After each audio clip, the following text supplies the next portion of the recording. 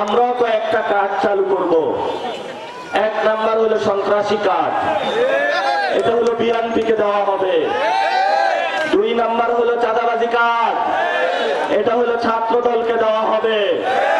3 number হলো দখলবাজি card, এটা হলো যুব দলকে দেওয়া হবে। আরেকটা সম্মিলিত কার্ড হবে যেটার নাম হলো লাল কার্ড। এই লাল কার্ড মাননীয় প্রধানমন্ত্রী তারেক রহমানের হাতে ধরিয়ে দেওয়া হবে।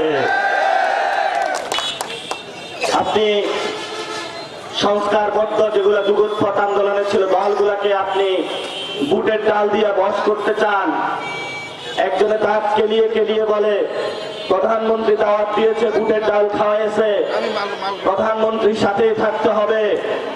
আমরা ওই সব ডাক্তারদের উদ্দেশ্যে বলবো, রাশেদ খান, নুরুল হক নূর, জুনায়েদ সাকি, আম জনতার দলের তারেক 17 বছর নির্যাতিত ছিলেন। নতুন করে স্বৈরাচার তারেক রহমানের সঙ্গী হবেন না আপনারা।